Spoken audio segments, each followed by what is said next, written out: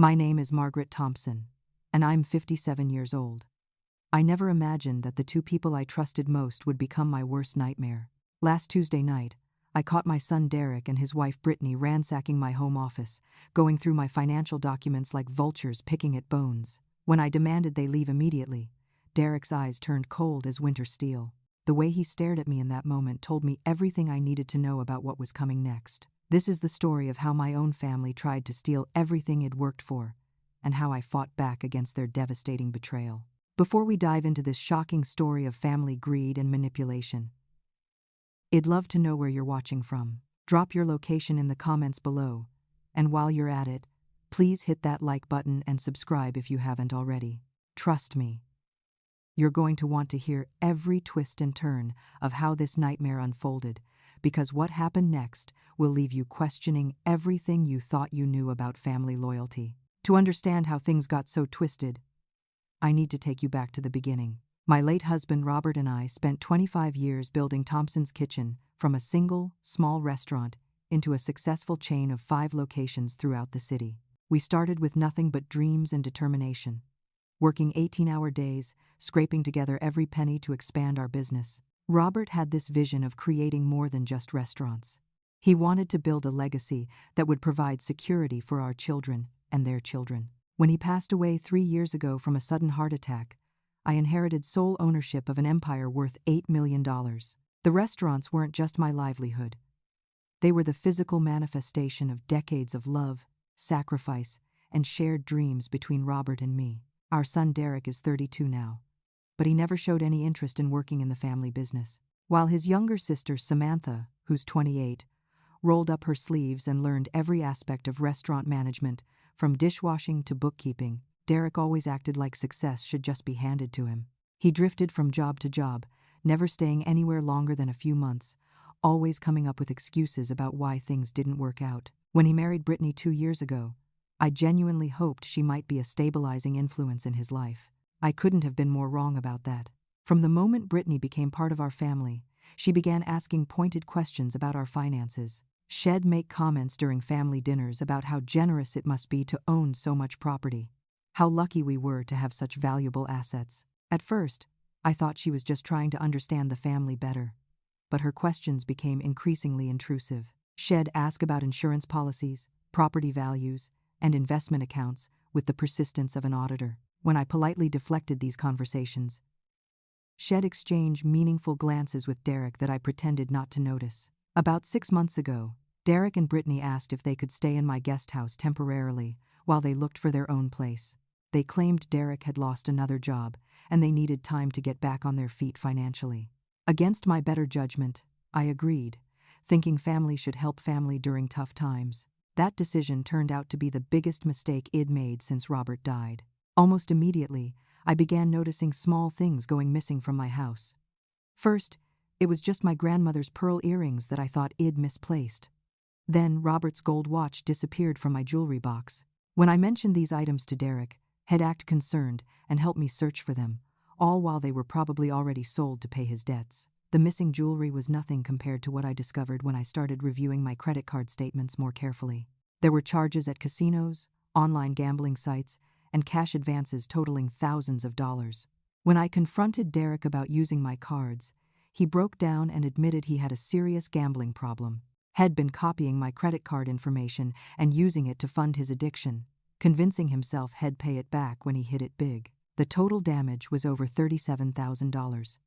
Money that represented months of profits from my restaurants.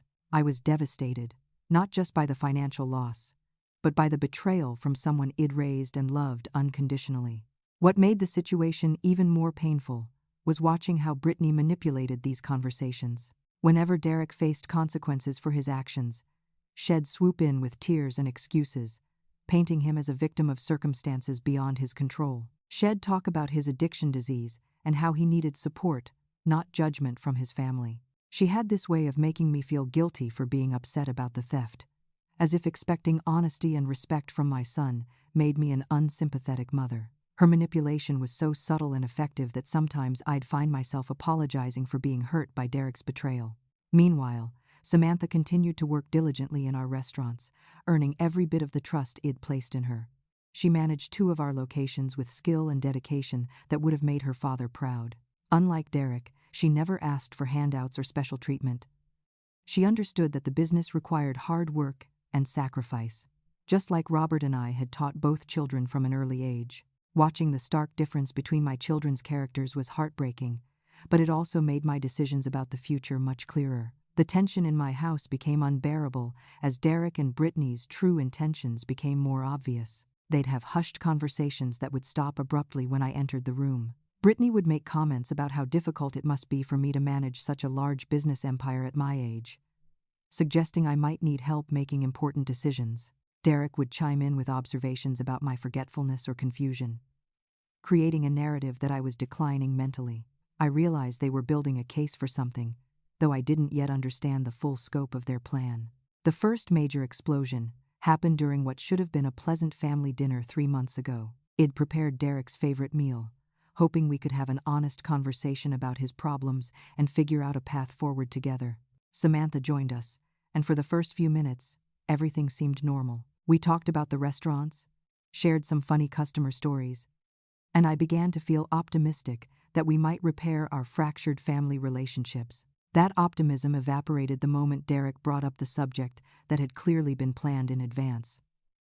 Derek set down his fork and looked at me with what I can only describe as calculated determination. He announced that he and Brittany had been talking, and they thought it was time for him to have immediate access to his inheritance. Not when I died, not gradually over time, but right now, while I was still alive.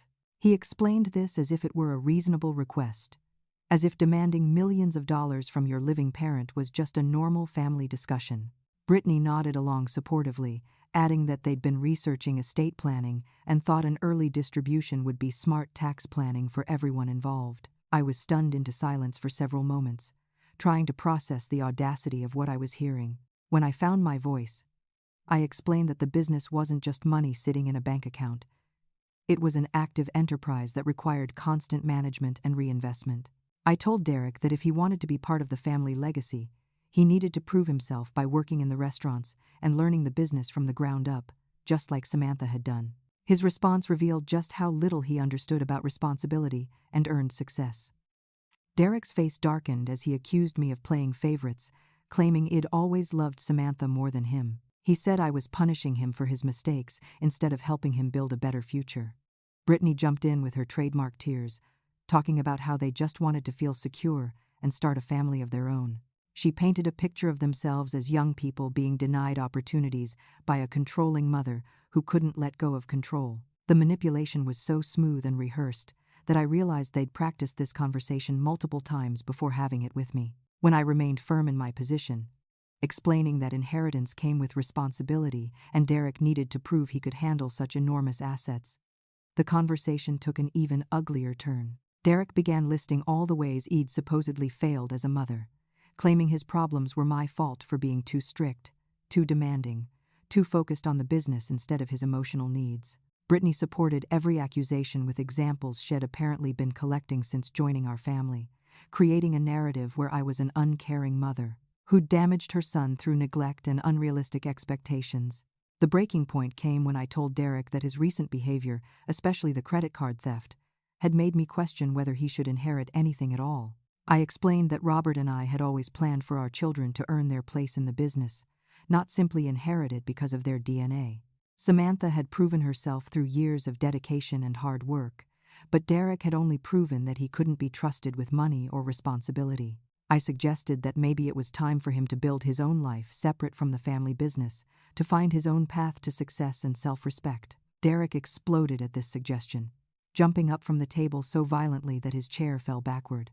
He screamed that I was stealing his birthright, that the business belonged to him as much as anyone else, and that I had no right to cut him out of what his father had built. Brittany added fuel to his rage by suggesting that I was showing signs of mental decline and that my judgment couldn't be trusted anymore. She mentioned how I'd been forgetting things lately, how I seemed confused about financial matters, painting a picture of an elderly woman who was no longer competent to make important decisions. The accusations about my mental state were particularly cruel because they targeted my deepest fear about aging alone. Since Robert's death, I'd been hyper-aware of every forgotten name or misplaced key, worried about becoming the stereotypical elderly widow who loses her faculties. Brittany had obviously noticed this vulnerability and was weaponizing it against me.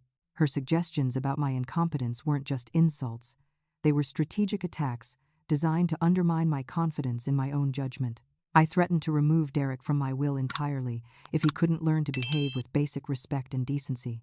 This threat sent him into an even greater rage, and he began making statements that sounded almost like threats of physical violence. He said I couldn't control him anymore, that I couldn't keep him from what was rightfully his, and that I'd be sorry if I tried to cut him out of his inheritance. Brittany didn't try to calm him down.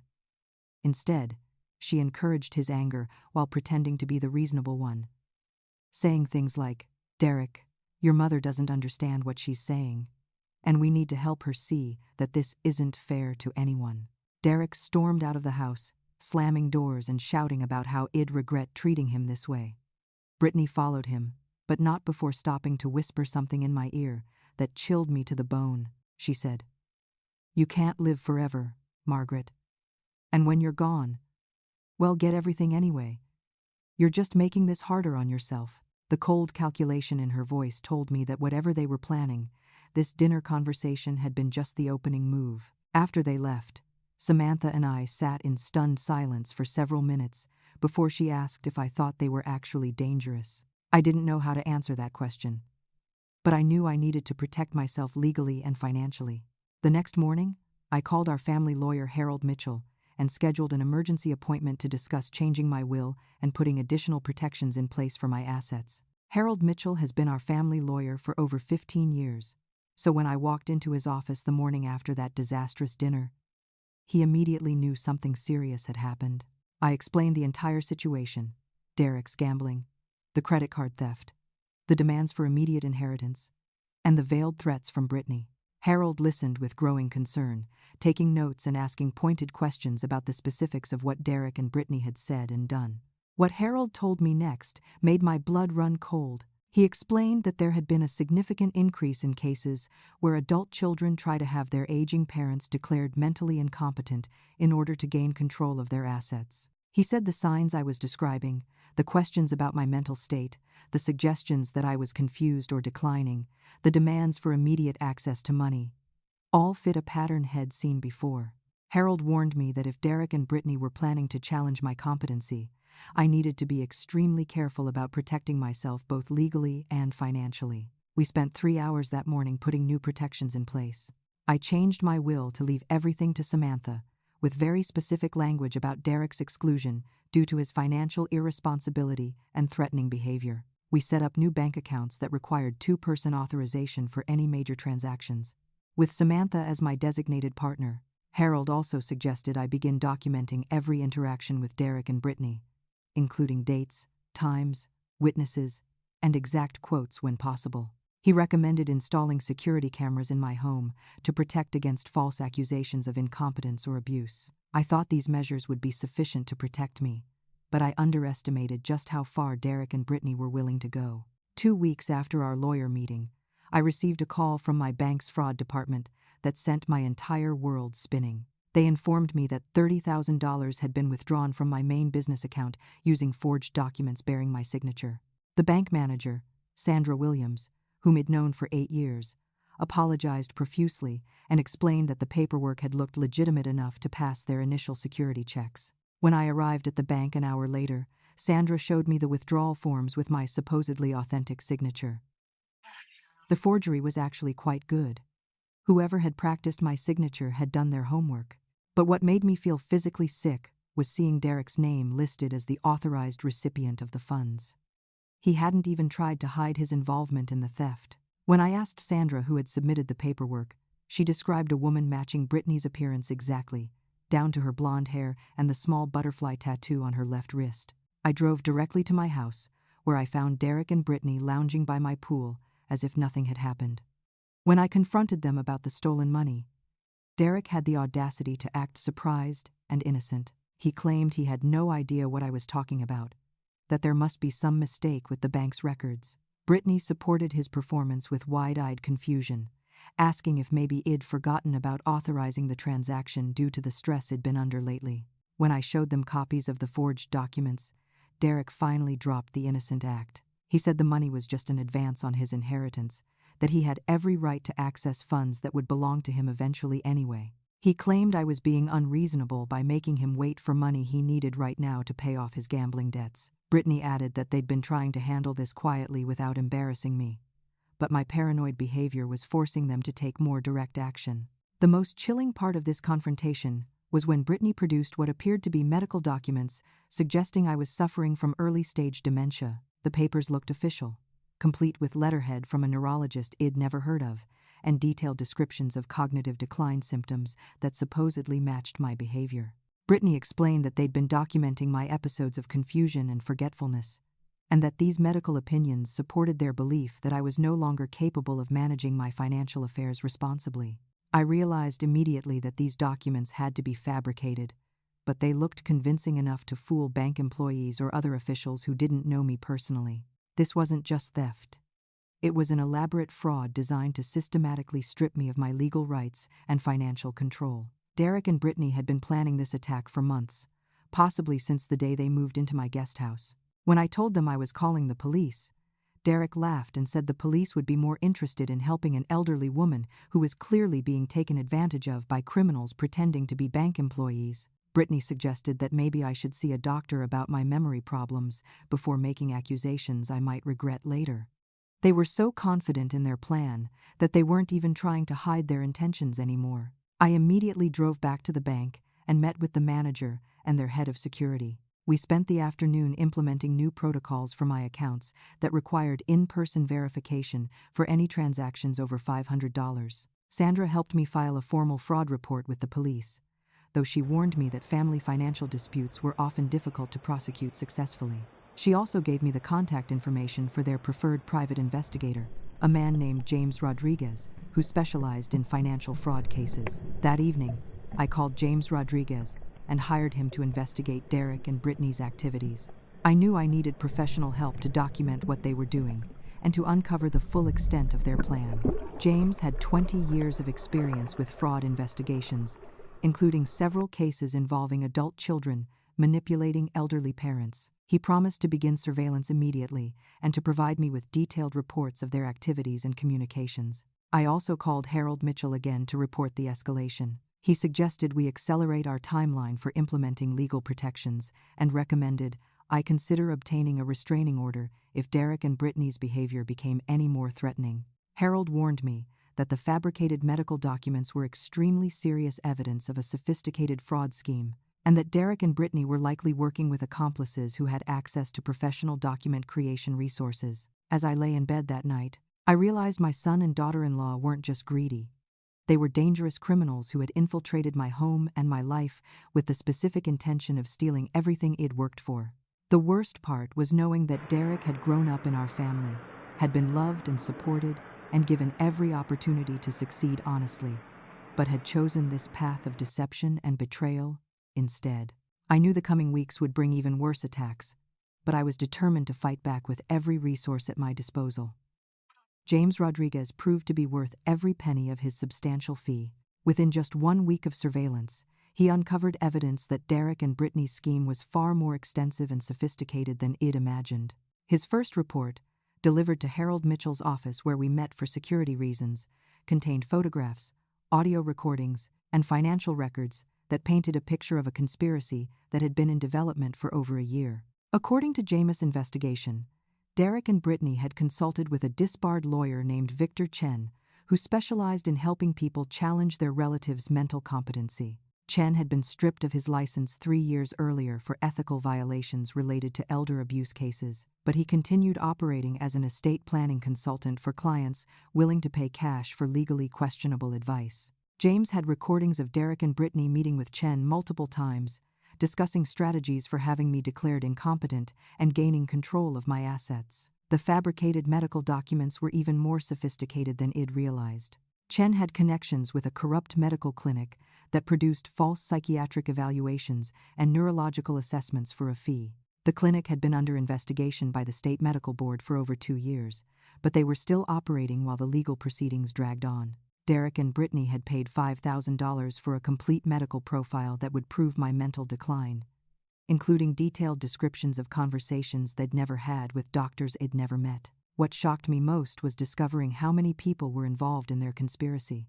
My cousin Franklin, whom I'd trusted for decades, had been recruited to support their claims about my mental condition. James showed me recordings of Franklin talking to Derek about times I'd seemed confused or forgetful during family gatherings. Incidents that were either taken completely out of context or fabricated entirely. Franklin had apparently been struggling financially since his divorce, and Derek had promised him $20,000 for his testimony when they took me to court. Even more devastating was learning about my longtime friend Donna Peterson's betrayal. Donna and I had been close for over 20 years, sharing holidays and family celebrations, supporting each other through our husbands' deaths and our children's various life challenges. James discovered that Donna had been feeding Derek and Brittany detailed information about my daily routines, my health concerns, my financial worries, and my private conversations with her about feeling lonely and overwhelmed since Robert's death. Derek had been paying Donna $500 a month for this intelligence, money she desperately needed after losing her job the previous year. The most painful betrayal involved my accountant Paul Martinez, who had been handling my business finances for 6 years. James' surveillance revealed that Brittany had seduced Paul into an affair that began 4 months earlier. Shed convinced him that I was becoming mentally unstable and that Derek needed access to financial information to protect the family business from my poor decisions. Paul had been providing Brittany with confidential details about cash flow, profit margins, property values, and investment accounts. Information they were using to plan the systematic liquidation of my assets once they gained legal control. Armed with this inside information, Derek and Brittany had already begun implementing their takeover plan. They'd contacted several potential buyers for my restaurant properties, obtaining preliminary valuations and expressions of interest. Their plan was to sell everything immediately after gaining conservatorship, liquidate all assets into cash, and disappear to a non-extradition country where they could live comfortably on my life's work. They had no intention of preserving the family business or honoring Robert's memory. They simply wanted to convert everything into money they could spend on their own luxurious lifestyle. James also uncovered evidence that Derek's gambling debts were even more serious than I'd realized. He owed over $200,000 to various bookies and loan sharks, some of whom had made explicit threats about collecting their money one way or another. Derek was under enormous pressure to pay these debts quickly, which explained the urgency behind their timeline for stealing my assets. Some of the people Derek owed money to had criminal backgrounds and reputations for violence when their loans weren't repaid promptly. The surveillance recordings revealed conversations between Derek and Brittany that made me physically ill to hear. They talked about me like I was already dead, discussing which of my personal possessions they'd keep and which they'd sell. Brittany made jokes about finally getting revenge against the old witch who'd never accepted her into the family properly. Derek complained that I'd lived too long already and that inheriting money at 60 would be much less useful than getting it at 32 when they could really enjoy spending it. Most disturbing were their discussions about accelerating my decline through deliberate psychological manipulation. They talked about increasing my stress levels, isolating me from friends and support systems, and creating situations that would make me appear confused or incompetent to outside observers. Brittany had researched techniques for gaslighting elderly people, including hiding my belongings and then finding them in strange places, contradicting my memories of conversations, and gradually changing small details in my environment to make me question my own perceptions. James' report also included financial records showing that Derek and Brittany had already spent most of the $30,000 they'd stolen from my business account. They'd purchased luxury items including jewelry, designer clothes, and a week-long vacation in Las Vegas, where Derek had lost another $15,000 gambling. They had no intention of repaying any of the money they'd stolen, viewing it as just the first installment of what they planned to take from me. The conspiracy extended beyond just stealing money. They were systematically destroying my reputation and relationships to isolate me and make their claims about my mental decline more credible. Derek had been spreading rumors to family, friends, and business associates about my supposed cognitive problems, using specific examples of my confusion that were either completely fabricated or drastically exaggerated. Brittany had been doing the same thing with people in my social circles, expressing fake concern about my declining mental state while poisoning their opinions of my competence and judgment. When I finished reading James' complete report, I felt emotionally devastated but strategically empowered. The evidence Head gathered was comprehensive enough to expose their entire conspiracy and protect me legally. However, Harold warned me that having evidence and being able to use it effectively in court were two different things. Derek and Brittany's plan was sophisticated enough that they'd probably anticipated some level of investigation and prepared countermeasures. We decided to continue the surveillance while implementing additional security measures for my protection. James recommended installing more advanced security cameras throughout my property and suggested I consider hiring personal security if Derek and Brittany escalated to physical threats. He also warned me that cornered criminals often became desperate and dangerous, especially when they had significant debts to violent creditors pressuring them for immediate payment. That night, as I sat in my empty house reading through the evidence of my family's betrayal, I realized that the son I'd raised and loved no longer existed, if he ever had. The Derek planning to destroy my life was a stranger wearing my child's face, motivated by greed and entitlement that I'd somehow failed to recognize or address before it became dangerous. Tomorrow would bring new challenges, but at least now I understood exactly what I was fighting against. The confrontation I'd been dreading finally came on a rainy Thursday night in late October. I was in my home office reviewing the latest reports from James Rodriguez when I heard Derek's car pull aggressively into my driveway at nearly midnight. Through my newly installed security cameras, I watched him stumble out of his vehicle, clearly intoxicated and moving with the dangerous unpredictability of someone who'd reached the end of his emotional rope. Brittany's car arrived moments later, and I realized they'd coordinated this late-night visit when they thought I'd be most vulnerable and isolated. I called the police non-emergency line and told them I was concerned about a potential domestic disturbance, giving them my address and asking them to be prepared for a possible emergency call. The dispatcher logged my information and assured me that patrol cars would be in my area if I needed immediate assistance. I also sent a quick text message to Samantha, who was staying at her apartment across town, letting her know that Derek and Brittany were at my house and that I was concerned about their intentions. Derek pounded on my front door with the side of his fist, shouting my name and demanding that I let him in immediately. His voice was slurred from alcohol, but his anger was crystal clear and more intense than he'd ever heard before. When I didn't respond quickly enough for his liking, he began kicking the door and screaming about how I couldn't hide from him forever. Brittany's voice joined his, but hers was calculating and cold rather than explosive, telling me that they weren't leaving until we resolved our family issues once and for all. Against my better judgment, I opened the door with the security chain still attached, hoping to de-escalate the situation through conversation. Derek immediately began shouting that his gambling creditors had given him 72 hours to pay his debts or face serious consequences. He said he needed access to my accounts immediately, that this wasn't a request anymore, but an absolute necessity for his survival. His desperation was genuine and terrifying. I could see that he was genuinely afraid for his physical safety if he didn't get money quickly. When I tried to explain that I couldn't and wouldn't give him access to my accounts, Derek's rage exploded beyond anything I'd experienced before. He threw his full weight against the door, snapping the security chain and sending me stumbling backward into my entryway. For the first time in my life, I was genuinely afraid that my own son might physically harm me to get what he wanted. The combination of alcohol, desperation, and years of entitled resentment had turned him into someone I didn't recognize. Derek grabbed me by the shoulders and shook me, demanding to know where I kept my account passwords and legal documents. When I refused to tell him, he dragged me through the house toward my home office, shouting that he was going to find everything he needed with or without my cooperation. Brittany followed behind us, not trying to stop Derek's violence but instead encouraging it by saying things like, "Shay's being stubborn on purpose, and you have to make her understand how serious this is." In my office, Derek began ransacking my desk and filing cabinets, looking for bank account information and legal documents, while I stood frozen in terror. When he couldn't find what he wanted quickly enough, his desperation reached a breaking point. He stormed into my bedroom and returned with his father's old leather belt, the one Robert had worn every day for 15 years before his death. Seeing Derek holding that beloved piece of his father's memory as a weapon against me broke something inside my heart that I don't think will ever heal completely. Derek wrapped the belt around his hand and told me he was going to force me to sign documents giving him power of attorney and access to all my accounts. He said he didn't want to hurt me, but he was going to do whatever was necessary to get the money he needed to survive. The threat was explicit and terrifying.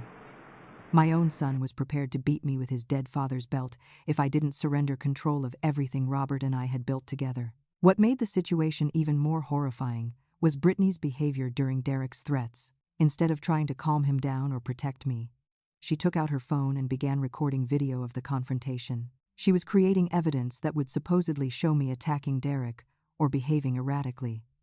Footage they could use later to support their claims about my mental instability. She coached Derek on what to say for the camera, telling him to mention my confusion and aggressive behavior, while she filmed my terrified reactions to his threats. The sound of Derek threatening me with physical violence was apparently loud enough to carry to my neighbor's house next door. Helen and George Patterson had been my neighbors for 12 years, and they knew my family well enough to recognize that something was seriously wrong. George later told me that he'd never heard me scream in fear before, and that the desperation in my voice made it clear I was in genuine danger. Helen called 911, while George grabbed a baseball bat and headed toward my house. The police sirens approaching my neighborhood caused Derek and Brittany to panic and flee immediately. Derek threw his father's belt on the floor and ran toward the back door, with Brittany close behind him deleting the video shed just recorded. They escaped through my backyard and over the fence into the adjacent neighborhood, leaving me alone and traumatized in my ransacked office. By the time the police officers reached my front door, Derek and Brittany were long gone, but the evidence of their attack was everywhere. Officers Patricia Williams and Michael Chen took extensive photographs of my damaged home and my visible distress, and they listened patiently while I explained the entire history of Derek and Brittany's escalating threats and manipulation. Officer Williams had experience with domestic violence cases, and she immediately recognized the signs of elder abuse and family financial exploitation. She helped me file a comprehensive report that documented every detail of the attack and the months of building intimidation that had led up to it. The officers also collected Robert's belt as evidence, noting that Derek had brought it from my bedroom specifically to use as a weapon for intimidation. Officer Chen explained that using an object to threaten violence, even without actually striking someone, constituted assault under state law. The fact that Derek had used an item with deep emotional significance made the psychological impact even more severe and legally relevant. Based on the police report and the evidence of ongoing harassment, Judge Rebecca Martinez granted me an emergency restraining order against both Derek and Brittany the following morning. The order prohibited them from coming within 500 feet of my home, my restaurants, or any of my business properties. It also banned them from contacting me directly or through third parties, and from accessing any of my financial accounts or business properties. Violating the restraining order would result in immediate arrest and serious criminal charges. Unfortunately, Derek and Brittany violated the restraining order within 48 hours of it being served. They drove slowly past my house multiple times, always staying just outside the legal distance, but making sure I could see them watching me. They followed me to the grocery store and to my restaurants, maintaining the minimum legal distance while making their surveillance obvious and threatening. Brittany would wave mockingly when she saw me notice them, while Derek would make throat-slitting gestures to remind me of their capacity for violence. The psychological warfare continued for weeks. I'd find dead flowers on my doorstep every morning, always placed just outside my property line, so they weren't technically violating the restraining order. Someone would call my restaurants and place large fake orders, causing my staff to prepare expensive meals that would never be picked up. My personal phone received dozens of hang-up calls throughout the day and night, disrupting my sleep and keeping me constantly on edge. My restaurant employees began commenting on my deteriorating appearance and obvious stress. I was losing weight from not eating properly, and my hands shook from exhaustion and anxiety. Several longtime customers asked if I was feeling well. Noting that I seemed distracted and fearful, Derek and Brittany's campaign of intimidation was achieving its goal of making me appear unstable and incompetent to people who knew me professionally. Samantha moved into my house temporarily to provide emotional support and physical protection, but I worried constantly about putting her in danger. She installed additional security measures and accompanied me everywhere I went. But we both knew that determined criminals could find ways to hurt us if they were willing to risk the legal consequences. The stress was affecting Samantha's work performance and personal relationships, making me feel guilty about dragging my innocent daughter into Derek's criminal schemes. James Rodriguez increased his surveillance activities and began working directly with the police to document every restraining order violation. He warned me that Derek and Brittany's escalating desperation, combined with pressure from violent creditors, was creating a dangerous situation that could explode into serious violence at any time. He recommended I consider temporary relocation until the legal proceedings were resolved. But I refused to be driven from my own home by criminals, even if one of them happened to be my son. 2 months after the belt incident, Derek and Brittany escalated their attack to a level I never could have imagined. Through their corrupt lawyer, Victor Chen, they filed a formal petition with the county court, requesting that I be declared mentally incompetent and placed under legal conservatorship, with Derek as my appointed guardian. The petition was supported by an extensive collection of fabricated evidence that had clearly taken months to prepare and would have been convincing to anyone who didn't know the truth about our situation. The fake medical reports were even more sophisticated than the ones they'd shown me earlier. The petition included detailed psychiatric evaluations from 3 different doctors, all claiming that I was suffering from progressive dementia, severe depression, and paranoid delusions that made me a danger to myself and others. The reports described specific incidents of confusion, memory loss, and inappropriate behavior that supposedly demonstrated my declining mental state. Every incident was either completely fabricated or drastically distorted from normal conversations we'd had over the years. What made these documents particularly convincing was their attention to detail and professional presentation. The letterheads looked authentic, the medical terminology was used correctly, and the progression of symptoms was described in a way that would seem logical to someone reviewing the case superficially. Victor Chen had clearly invested significant resources in creating documents that would pass initial scrutiny from busy court officials who handled hundreds of similar cases every year. The petition also included sworn affidavits from several people claiming to have witnessed my mental decline firsthand. Franklin's statement described family gatherings where I'd supposedly forgotten the names of longtime friends, repeated the same stories multiple times, and become agitated when my mistakes were pointed out to me. Donna's affidavit was even more detailed, describing phone conversations where I'd been confused about basic financial matters, forgotten important family dates, and expressed paranoid fears about people trying to steal from me. Most devastating was an affidavit from Paul Martinez, my former accountant, claiming that I'd become increasingly erratic in my business decisions over the past year. His statement described meetings where I'd allegedly forgotten previous conversations, made contradictory statements about financial matters, and accused him of stealing money without any evidence to support my claims. Paul painted a picture of a woman whose business judgment had deteriorated to the point where she posed a serious risk to valuable assets and employee livelihoods. The petition claimed that I'd been hiding my mental decline from family and friends through careful manipulation and strategic avoidance of situations that would expose my deficits. Derek and Brittany presented themselves as concerned family members who'd tried to help me privately, but were now forced to seek court intervention to protect me from my own poor judgment. Their lawyer argued that I needed professional care and that my assets required immediate protection from my increasingly reckless financial decisions. To strengthen their case, Derek and Brittany had bribed Patricia Walsh, the director of Sunnydale Nursing Home, to testify that I'd already been evaluated for admission to their memory care unit. Walsh provided detailed documentation of an assessment that had supposedly taken place 3 months earlier, complete with cognitive test results and recommendations for immediate residential care. The assessment was entirely fabricated, but the documentation looked professional and would be difficult for a busy judge to verify quickly. The court scheduled a preliminary hearing for the following Thursday, giving us less than a week to prepare our defense. Judge Harrison Ford, who had a reputation for taking elder abuse cases seriously, would review the evidence and decide whether to order a full psychological evaluation of my mental state. If the judge found the petition credible, I could be placed under temporary conservatorship within days. Harold Mitchell assembled an emergency legal team to fight the petition, but he warned me that even fabricated evidence could be effective if it was presented professionally and supported by multiple seemingly credible witnesses. We needed to not only prove that I was mentally competent but also expose the conspiracy behind the false allegations. That meant revealing all of James Rodriguez's surveillance evidence and potentially putting our investigation strategy at risk. Meanwhile, Derek and Brittany launched a coordinated media campaign designed to influence public opinion and potential jurors if the case went to trial. They contacted local news reporters with stories about an elderly business owner who was endangering employees and customers through her deteriorating mental state.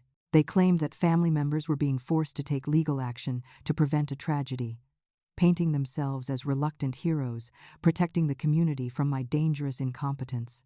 The psychological pressure of fighting these accusations while maintaining my business responsibilities was overwhelming. Restaurant customers began treating me with the careful politeness usually reserved for fragile elderly people, and several longtime employees privately expressed concerns about my leadership capabilities. The rumors about my mental state were spreading faster than we could counter them with facts, creating a narrative that would be difficult to overcome even after we proved the allegations were false. What hurt most was realizing how many people were willing to believe the worst about me without investigating the claims or giving me an opportunity to defend myself. Friends I'd known for decades began avoiding me or treating me with embarrassing delicacy, as if I might become confused or upset if they spoke to me normally.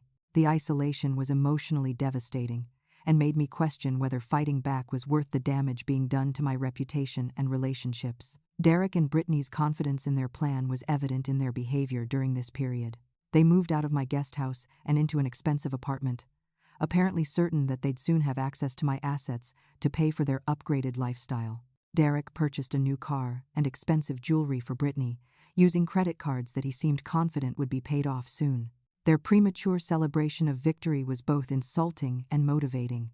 It reminded me that they viewed my destruction as their pathway to easy wealth. The most chilling evidence of their assumptions came through James Rodriguez's continued surveillance. He recorded conversations where Derek and Brittany discussed their plans for my immediate future once they gained conservatorship. They intended to place me in the cheapest nursing home they could find, sell all my properties as quickly as possible, and liquidate my assets into cash they could transfer to offshore accounts. They had no intention of preserving my dignity or respecting my wishes. They simply wanted to warehouse me somewhere while they spent my money. Brittany's conversations were particularly cruel, as she joked about finally getting revenge against the uptight old bitch who'd never fully accepted her into our family. She described her plans to auction off my personal belongings, including Robert's photographs and my mother's jewelry, keeping only the most valuable items for herself. She seemed to take particular pleasure in the idea of destroying the sentimental attachments that gave my life meaning and connection to my deceased loved ones. As the court date approached, I realized that this legal battle would determine not just my financial future, but my fundamental human rights and dignity. If Derek and Brittany succeeded in having me declared incompetent, I would lose control over every aspect of my life, from where I lived, to what I ate, to who I was allowed to see. The son I'd raised and loved was literally trying to imprison me for the crime of owning assets he wanted to steal. The night before the hearing, I sat in my empty house, surrounded by legal documents and evidence folders, preparing for what might be the most important day of my life. Harold had warned me that even with strong evidence in our favor, court proceedings could be unpredictable, especially when the opposing side had invested so much in creating convincing false documentation. Tomorrow would determine whether justice would prevail or whether sophisticated criminals could successfully destroy an innocent person's life through manipulation of the legal system. The morning of the court hearing, Harold Mitchell and his legal team arrived at my house at 7 o'clock to conduct a final preparation session before we faced Derek and Brittany's petition. Harold had assembled an impressive collection of evidence to counter their fabricated claims, including James Rodriguez's complete surveillance reports, independent medical evaluations from 3 reputable neurologists, character statements from dozens of business associates and friends, and detailed financial records proving my continued competent management of complex business operations. Dr. Elena Rodriguez, a neuropsychologist with 30 years of experience, had conducted a comprehensive evaluation of my mental state the previous week. Her 6-hour assessment included cognitive testing, memory evaluation, psychological interviews, and brain imaging studies that definitively proved I was functioning at normal levels for my age. Dr. Rodriguez's report specifically addressed each claim made in Derek and Brittany's fabricated medical documents, systematically debunking their allegations with scientific evidence and professional expertise. We also had testimony prepared from Sandra Williams at my bank, who would explain that my financial management had remained consistently competent throughout our 8-year relationship. Sandra's records showed that my business decisions had actually improved our profitability over the past 3 years, contradicting claims that I was making poor financial choices. She was prepared to testify about the forged documents Derek and Brittany had used to steal $30,000, evidence that would expose their criminal intentions. Judge Harrison Ford's courtroom was packed with observers when proceedings began at 9 o'clock sharp. Derek and Brittany sat with their lawyer, Victor Chen, at the plaintiff's table, both dressed conservatively and wearing expressions of concerned sadness that I'm sure they'd practiced extensively. Chen had prepared a presentation designed to convince the judge that I was a danger to myself and others, requiring immediate intervention to protect my assets and welfare. Chen's opening statement was a masterpiece of manipulation, describing me as a once capable woman whose advancing age had left her confused, paranoid, and vulnerable to making decisions that could harm both my business and the employees who depended on me for their livelihoods. He painted Derek and Brittany as loving family members who'd exhausted all private efforts to help me and were reluctantly seeking court assistance as a last resort to prevent tragedy. His performance was so convincing that I might have believed it myself if I hadn't known the truth about their criminal conspiracy. The presentation of their fabricated evidence took nearly 2 hours, with Chen methodically walking through each medical report, witness statement, and incident description. He presented the false nursing home evaluation as evidence that I'd already been seeking care but was too confused to follow through with appropriate placement. The fake medical documents were presented as conclusive proof that I was suffering from progressive cognitive decline that made independent living dangerous and irresponsible. Derek took the witness stand and delivered a performance that would have been worthy of professional theater. He described his heartbreak at watching his mother's decline, sharing fabricated stories about conversations where I'd been confused about basic facts or forgotten important family information. He claimed that my accusations about his theft and threats were actually paranoid delusions caused by my deteriorating mental state, and that my fear of him was evidence of the irrational thinking that made court intervention necessary. Brittany's testimony was equally polished and emotionally manipulative. She described her love and concern for me as a daughter-in-law who'd tried to provide support and assistance, despite my increasing hostility and suspicion. She claimed that my accusations against her were symptoms of paranoid thinking, and that my refusal to accept help was typical of elderly people who were losing their capacity for sound judgment. Her performance included tears at precisely the right moments, creating an impression of a devoted family member forced into painful legal action by circumstances beyond her control. Franklin's testimony added another layer of apparent credibility to their case, as he described specific incidents at family gatherings where I'd supposedly shown signs of confusion or memory loss. His statements were presented as reluctant but honest observations from a loving cousin who was deeply concerned about my welfare. The fact that he was my relative rather than Derek's ally made his testimony particularly damaging to my case, at least on the surface. When Harold Mitchell began presenting our defense, the atmosphere in the courtroom shifted dramatically. He opened with Dr. Rodriguez's comprehensive medical evaluation, which included brain scans and cognitive test results that definitively proved my mental competence. Dr. Rodriguez took the witness stand and methodically dismantled each claim made in the fabricated medical reports, explaining how legitimate medical evaluations were conducted and pointing out numerous inconsistencies in the fake documents. The presentation of James Rodriguez's surveillance evidence was like dropping a bomb in the courtroom. Judge Ford listened with growing amazement as Harold played audio recordings of Derek and Brittany planning their fraud, discussing their conspiracy with Victor Chen, and celebrating their expected victory over my stupid resistance. The recordings revealed their true motivations and eliminated any possibility that their petition was motivated by genuine concern for my welfare. The evidence about Derek's gambling addiction and massive debts provided clear motive for their criminal behavior. Financial records showed that Derek owed over $200,000 to various creditors, some with criminal backgrounds who had made explicit threats about collecting their money. Harold demonstrated that Derek's desperation for immediate cash was the driving force behind their elaborate fraud scheme, not any legitimate concern about my mental state. Sandra Williams' testimony about the forged bank documents was particularly damaging to Derek and Brittany's credibility. She explained how they had attempted to steal $30,000 using fake signatures and fabricated authorization forms, proving that their criminal intentions extended far beyond the current court petition. The bank's fraud investigation had already resulted in criminal referrals to the district attorney's office. Perhaps most devastating was the testimony from Patricia Walsh, the nursing home director who had supposedly evaluated me for admission. Under cross-examination, Walsh broke down and admitted that she had never met me and had been paid $5,000 to create false documentation.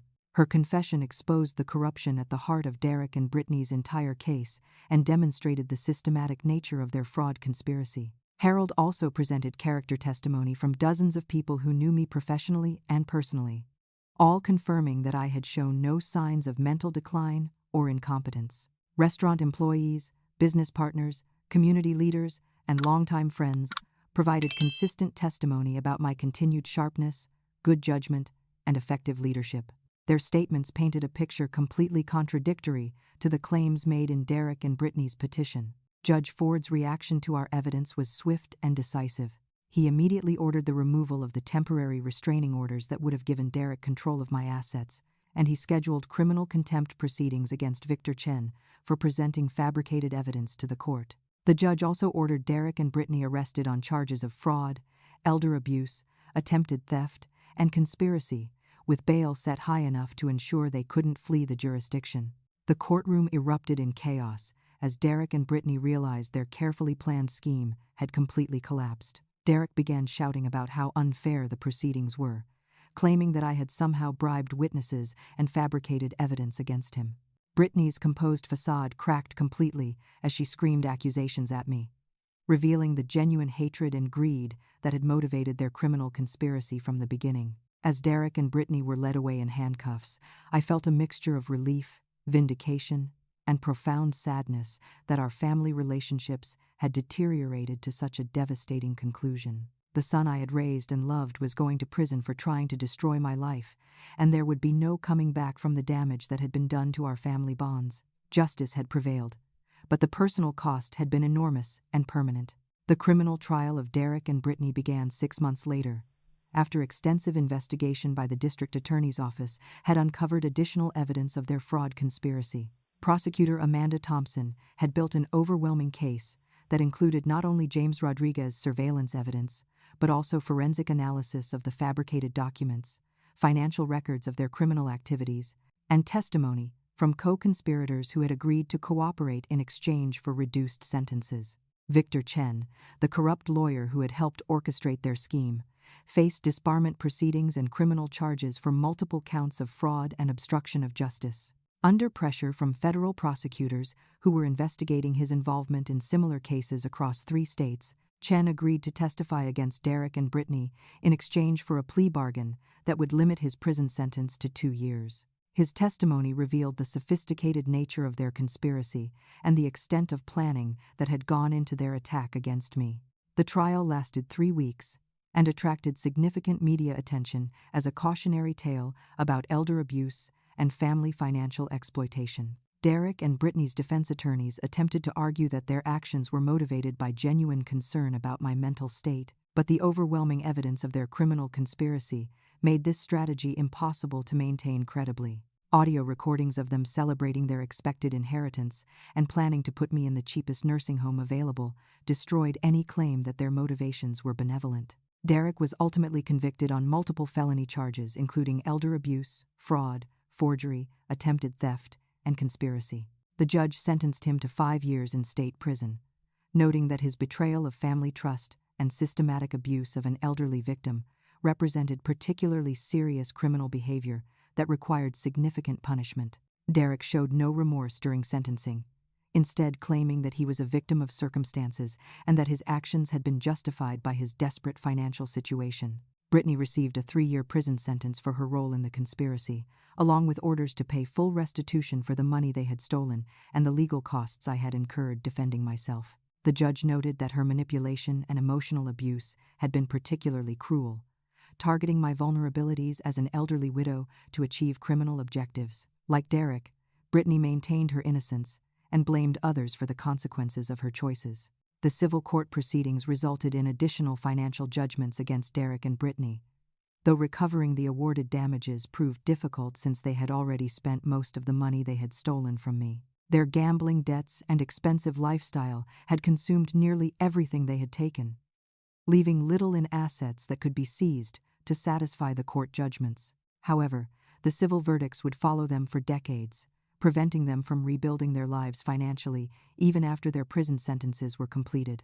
Derek's gambling creditors pursued their own legal actions against him while he was in prison, adding additional financial pressure that would continue long after his release. Some of these creditors had connections to organized crime figures who were unlikely to forgive his debts simply because he was incarcerated. Derek's financial problems had grown far beyond what he could ever realistically solve, creating a situation where his criminal actions had ultimately made his problems worse rather than better. The co-conspirators who had supported Derek and Brittany's fraud also faced serious consequences for their participation. Franklin lost his job when his employer learned about his involvement in elder abuse, and he faced social ostracism from family members and friends who were disgusted by his willingness to betray me for money. Donna Peterson's betrayal cost her most of her social relationships, and she was forced to move to another city to escape the shame and isolation that resulted from her actions. Paul Martinez faced the most severe professional consequences among the co-conspirators. He lost his accounting license permanently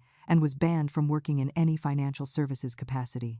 The state professional board's investigation revealed that he had violated numerous ethical standards and professional regulations in his affair with Brittany and his provision of confidential client information. Paul's career was permanently destroyed, and he faced potential criminal charges if prosecutors decided his actions warranted additional legal action. Patricia Walsh, the nursing home director who had created false documentation for Derek and Brittany, was fired from her position and faced criminal charges for her participation in the fraud conspiracy. Her conviction for creating fake medical records resulted in her being banned from working in healthcare for the rest of her life. The nursing home she had worked for faced extensive regulatory investigation and potential lawsuits from families questioning whether other residents had been victims of similar fraudulent schemes. With the criminal and civil legal proceedings resolved in my favor, I was finally able to focus on rebuilding my life and my business relationships. The stress and trauma of fighting Derek and Brittany's conspiracy had taken a significant toll on my health and well-being, but I was determined to recover and move forward with renewed strength and purpose. The restaurants had suffered some damage from the negative publicity, but most customers and employees had rallied around me once the truth about Derek and Brittany's criminal behavior became public. Samantha had proven herself to be an invaluable partner throughout the crisis, managing business operations when I was too overwhelmed to focus effectively and providing emotional support that helped me maintain my determination to fight back against the conspiracy. Her loyalty and competence convinced me that the family business would be in excellent hands when I was eventually ready to step back from active management. Together, we began planning expansion projects that would honor Robert's memory while building new opportunities for our employees and community. I established a scholarship fund for children of restaurant employees who were pursuing higher education, using some of the money I had recovered from Derek and Brittany's theft to create opportunities for young people who were working hard to build better futures for themselves. The scholarship program became a source of pride for our entire organization and helped strengthen the sense of community that had always been central to Robert's vision for our business. The legal victory also enabled me to become an advocate for other elder abuse victims who were facing similar attacks from family members or other trusted individuals. I began speaking at community events and working with law enforcement agencies to help them recognize the signs of financial exploitation and understand the sophisticated techniques that criminals use to manipulate elderly victims.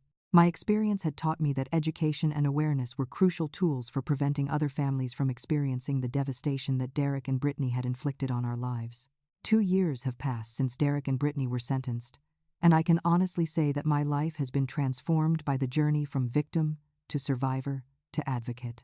The healing process required extensive therapy with Dr.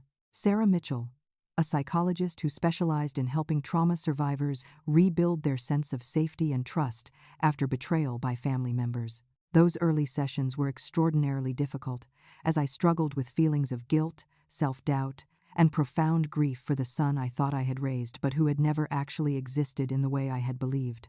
Dr. Mitchell helped me understand that Derek's criminal behavior was not a reflection of my failures as a mother, but rather the result of choices he had made as an adult to prioritize immediate gratification over ethical behavior and family relationships. The therapy process involved learning to separate my natural maternal instincts from the objective reality of Derek's actions, allowing me to process my grief for the relationship I had lost while protecting myself from further manipulation attempts. One particular breakthrough moment came when I realized I could love the memory of the child Derek had been while refusing to enable the criminal he had chosen to become. Samantha's growth during our crisis had been remarkable to witness, and working together to rebuild our family business had strengthened our relationship beyond anything I could have imagined. She had proven herself capable of handling complex business decisions under pressure, managing difficult employee situations with wisdom and compassion, and maintaining her integrity even when faced with tremendous stress and uncertainty. When I offered her full partnership in the restaurant empire, she accepted with the understanding that she had truly earned her place through demonstrated competence and dedication, rather than simple inheritance. Our business expansion over the past 2 years has been even more successful than we had dared to hope. Community support surged after news of Derek and Brittany's criminal conspiracy became public, as customers rallied around our family and expressed their admiration for our resilience in the face of such devastating betrayal. We opened 2 new restaurant locations, including one we named Resilience Kitchen in honor of our survival story. The new restaurant has become a symbol of hope for other crime victims and a testament to the power of determination in overcoming injustice. Derek has written 4 letters from prison over the past 2 years, and his progression toward accepting responsibility has been gradual and incomplete. His first letter blamed everyone except himself for his situation, claiming that his gambling addiction was a disease that made him not responsible for his criminal actions. The second letter focused on his anger toward Brittany, suggesting that she had manipulated him into behavior he would never have chosen independently. His third letter showed slightly more self-awareness, acknowledging that his choices had hurt me but still minimizing the severity of his actions and their impact on my life. The fourth letter, which arrived just last month, represented the first genuine expression of remorse I had seen from Derek since his criminal behavior began. He acknowledged that his addiction problems did not excuse his decision to steal from me, threaten me with violence, or attempt to have me declared mentally incompetent for his financial benefit. He admitted that his actions had been motivated by selfishness and entitlement rather than any legitimate concern for my welfare. Most importantly, he expressed understanding that his criminal behavior had permanently damaged our relationship and that he had no right to expect forgiveness or reconciliation from me. After extensive consultation with Dr. Mitchell and careful consideration of my own emotional needs, I decided to write one response letter to Derek, acknowledging his progress toward accepting responsibility while maintaining clear boundaries about our future relationship. I explained that while I appreciated his expressions of remorse, the damage he had caused was too severe for me to consider rebuilding any kind of personal relationship with him. I wished him well in his efforts at rehabilitation, but made clear that my decision to protect myself from further contact was permanent and non-negotiable. Brittany served her full 3-year sentence and was released 6 months ago, immediately attempting to contact me through intermediaries to request financial assistance for housing and living expenses. Her messages claimed that she had learned from her mistakes and wanted to make amends for her past behavior, but her immediate focus on obtaining money from me suggested that her fundamental character had not changed significantly during her incarceration. I consulted with Harold Mitchell to ensure that my restraining orders remained in effect, and I have maintained absolute no contact with Brittany despite her continued attempts to reach me through mutual acquaintances. The broader impact of our story has extended far beyond our immediate family situation. I have become actively involved in elder abuse prevention efforts, speaking regularly at community centers, senior facilities, and law enforcement training programs about the sophisticated techniques that financial predators use to exploit elderly victims. My presentations focus on teaching people to recognize the warning signs of manipulation, document suspicious behavior, and seek help before criminal conspiracies can succeed in causing irreversible damage. Working with local banks and financial institutions, I help develop training programs for employees to identify potential elder abuse situations and respond appropriately when customers show signs of being victimized by family members or other trusted individuals. Many financial institutions have implemented new protocols for verifying large transactions involving elderly customers, creating additional safeguards against the kind of forged documents that Derek and Brittany used to steal money from my accounts. My personal life has also evolved in unexpected and positive directions. Through my volunteer work with elder abuse prevention programs, I met William Harrison, a retired high school principal who had dedicated his post-retirement years to community service and victim advocacy. William lost his wife to cancer 4 years ago and understood the challenges of rebuilding life after devastating loss. Our friendship developed slowly and naturally over months of working together on community projects, eventually blossoming into a romantic relationship that has brought joy and companionship back into my daily life. William and I have taken our relationship slowly, both of us being naturally cautious after experiencing significant losses and betrayals in our past. However, his kindness, integrity, and genuine commitment to helping others have proven that trustworthy relationships are still possible even after experiencing the worst kind of family betrayal. We enjoy traveling together, working on community projects, and sharing quiet evenings, discussing books, current events, and our hopes for the future. Our relationship has taught me that healing from trauma doesn't mean closing your heart to new possibilities, but rather learning to trust wisely based on demonstrated character rather than promises or appearances. The financial recovery from Derek and Brittany's theft has been more successful than we initially expected. Insurance coverage and restitution payments have recovered most of the money they stole, and the business growth following community support has actually left us in a stronger financial position than before their attacks began. I established an emergency fund specifically dedicated to helping other elder abuse victims pay for legal representation and investigative services, recognizing that many people in my situation lack the resources necessary to fight back against sophisticated fraud conspiracies. My relationship with extended family members has required careful rebuilding based on the lessons learned from Derek and Brittany's manipulation. Franklin's betrayal taught me that financial desperation can corrupt even long-time family relationships, and I now maintain appropriate boundaries with relatives who might view my business success as an opportunity for personal financial gain. Donna's willingness to spy on me for money demonstrated that even decades-long friendships require ongoing evaluation based on demonstrated loyalty rather than nostalgic assumptions about mutual trust. The most important life lesson I have learned from this experience is the crucial difference between enabling destructive behavior and expressing genuine love for family members. For years, I had confused financial support and tolerance of Derek's irresponsibility with motherly love, failing to recognize that my enabling was actually preventing him from developing the character and skills necessary for independent success. Real love sometimes requires setting firm boundaries and allowing people to experience the consequences of their choices, even when watching them struggle is emotionally painful.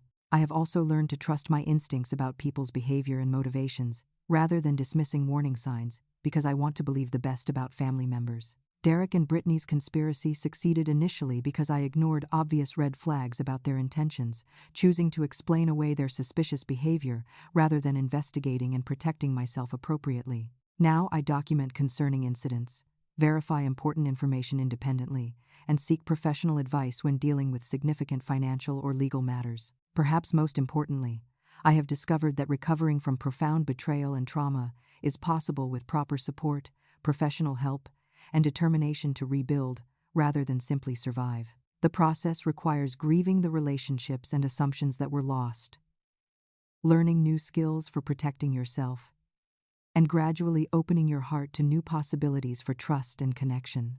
Healing doesn't mean forgetting what happened or pretending the damage wasn't real, but rather integrating the lessons learned into a stronger and wiser approach to life.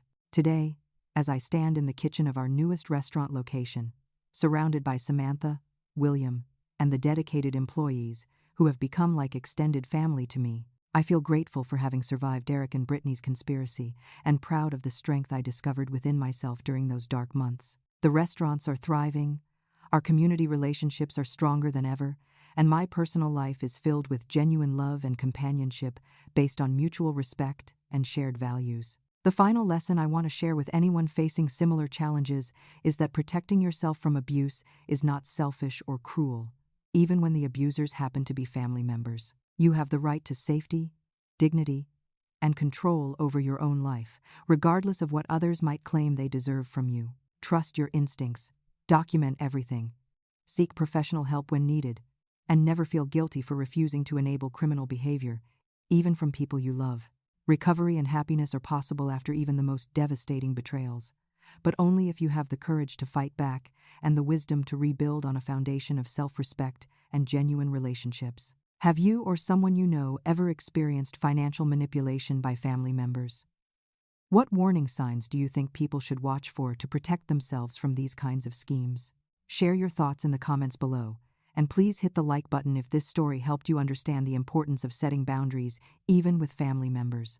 Don't forget to subscribe and share this video with anyone who might benefit from learning about these manipulation techniques, because awareness and education are our best defenses against people who would exploit our love and trust for their own selfish gain. Thank you for listening to my story. And remember that no matter how dark things might seem when you're facing betrayal and abuse, there is always hope for justice, healing, and a brighter future ahead.